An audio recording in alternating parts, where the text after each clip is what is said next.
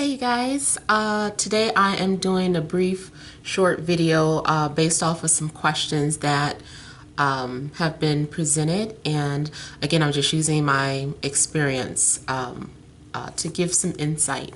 So one of the questions was, how do you not have expectations when you connect with someone, when you're meeting with someone? You'll have to forgive me because I don't remember. I want to remember everything that I wrote down, so I'm going to occasionally be glancing down at what I wrote. But as far as how to not have expectations, my personal definition, I mean, I had to really think about it, but it's basically boils down to just being open to either outcome. I think it's a little too difficult to not have any expectations. It's more just about just saying, hey, I'm open to either outcome. Either we are going to be in love forever or for many years, or this is not going to work out and I won't hear from this person, or we'll go our separate ways. So I feel like there's a need to just be open to either outcome. That's really what, to me, is having no expectations, just being open to either outcome. It doesn't mean that you have to throw away your dreams of love. Just, be open to whatever happens. And then another question that I got here was how not to get attached. That was a good question. I was thinking about that, and I came up with a couple of answers, but really how not to get attached off the bat is if you were to move forward with someone who you weren't really that attracted to. I mean, it does make sense. I don't know. It just kind of keeps you kind of cool down there. You're not in a rush to get off into anything. When you fall in love, especially with the looks, that Seven of Cups card, that's, oh my God, you aren't really, a lot of things can go over your head when you're in that state of mind. But if you're not really that much attracted to that person, but just enough, at least you can give the relationship a chance to see, like, okay, well, is it going to go anywhere? Let's see if I can actually hear what they're saying and, actually have some real conversation. Not saying that you can't do that with someone that you're really attracted to, but I did notice, even with the father of one of my children, I just thought he was okay, and that turned out to be like the longest relationship. But that's not like the final answer, but that did just make me feel like, how do you not get attached?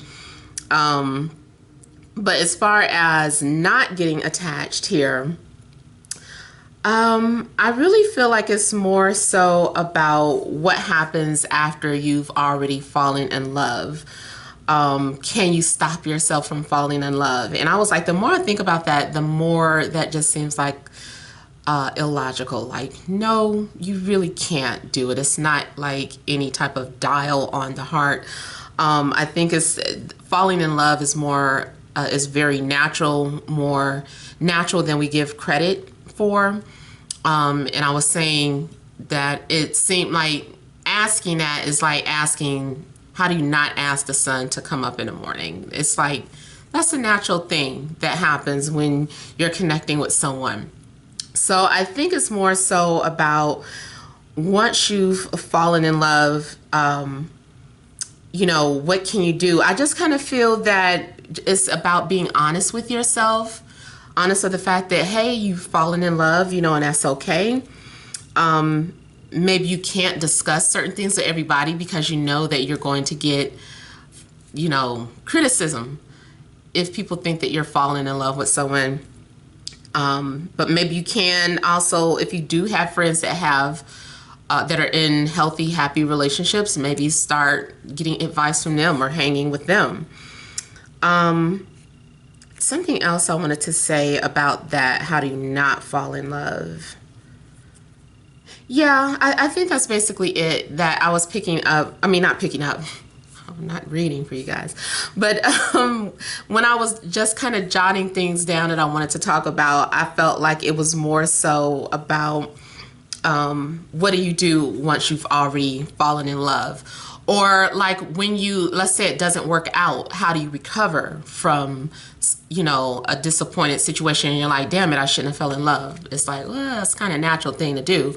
But what you can do now is really, it's about acceptance. I was saying as long as I feel like both people are on board, that the relationship can actually continue to work. But once it goes south and there's nothing else for you to do, I mean, I think part of the problem is that you get caught up feeling that you're not going to find someone who's better. There's not going to be, you had, such a good connection with this person and they look this way. And, when you guys had sex, it was amazing, different things like that you feel like you might get stuck on. It's really about fearing that you're not going to find that again. And you're not going to find the exact same person, but you can find another partnership and explore new feelings of love. It'll be a different type of love. It'll be a different connection. It'll be a different relationship. And you will be happy again. You have to believe that. I've said it in my tarot readings before. I think one of the things that I came to realize after I had made a very good connection is that after it ended, I went into this state like, who else am I going to find like that? Like that, is that even possible? Like that's so rare. And it was a rare connection. However, I still did manage to make a couple of connections that were very similar. I also wanted to point out that spirituality is not meant to be a replacement for companionship. And I think that happens a lot when you're on a spiritual journey or when you get into the self-love phase. That is when you're in a mode where you're practicing self-love, and you're all into yourself and saying, I'm not going to deal with this and I'm not going to deal with that. It's good that certain things have been brought to your attention. But that's kind of like a recovery period when you're in that state of spirituality and self-love. Not saying that you just throw all that away once you enter a relationship, but it's just certain phases that you have to go through in life, period. Sometimes we go through phases of individualism. That phase, it has a cycle. We don't know, we can't measure it like we can winter, spring, summer, fall. You see how each of those 4 seasons have like a natural phase. We go through phases of individualism and bonding. I don't know how long each of those phases are because it's just different for everyone. Maybe there's sometimes you can notice patterns in your life, like last time this happened, how long was I single for? Or how long did I last in that relationship? Sometimes you can start to see a pattern.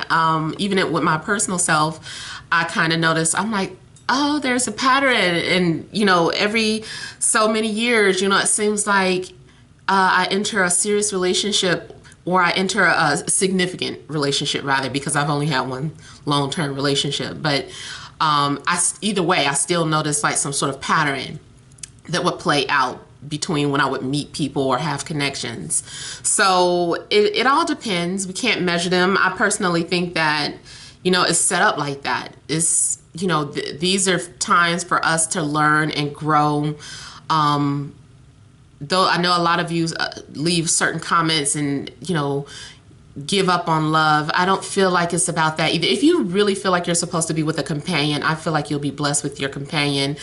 I know a lot of people are saying, well, I don't get it. I've been doing a lot of self-work and why isn't this working? I've learned this and I learned that. Why can't I find anyone? And it's funny, I think I'm gonna post it up. I shared it with one of my friends and I think I'll share it with the rest of you. There's another video out about why spiritual people seem to have a problem finding companions.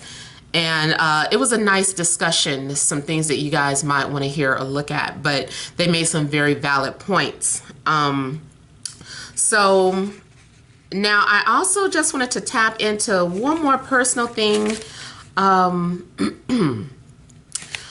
Those of you that keep maybe feeling like you keep trying to find a partner, and things aren't working out. I just feel like, for one, it's kind of like riding a bike.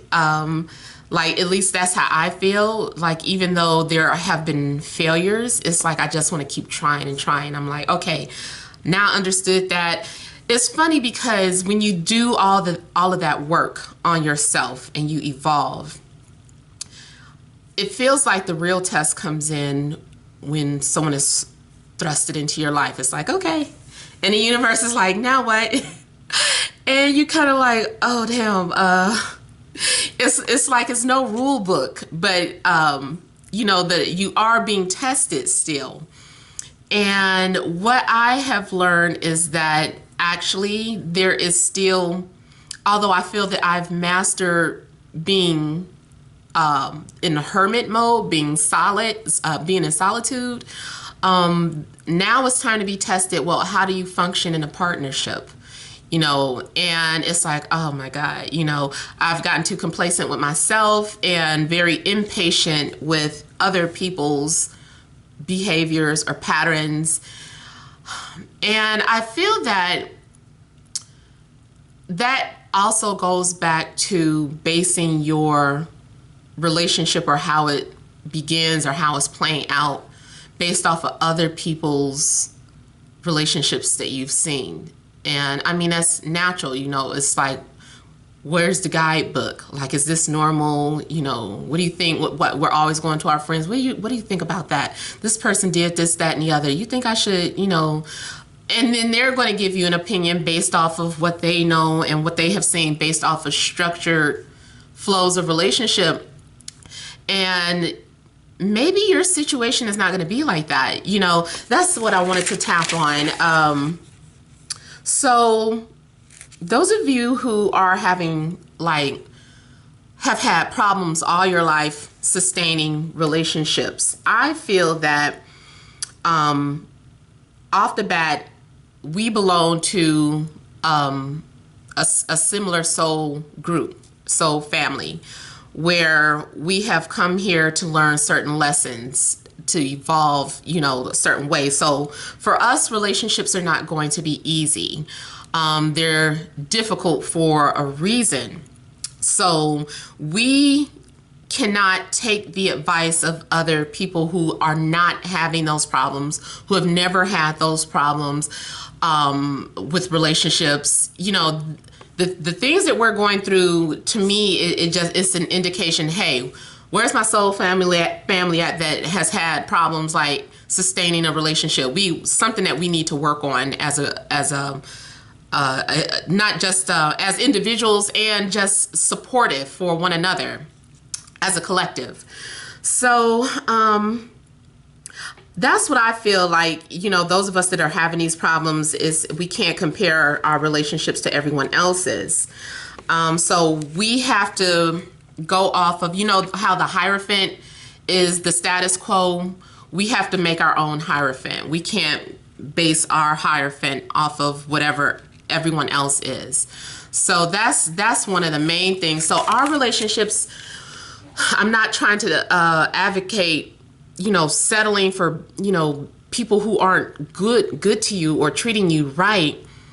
But I do feel that, you do need to kind of give people a chance or an opportunity, just like you want people to give you a chance or an opportunity to grow. You want someone that's going to be patient with you. You have to be patient with them as well. And I feel like also these people are reflections of you. They're reflections. So every time you push this person away, you're pushing yourself away.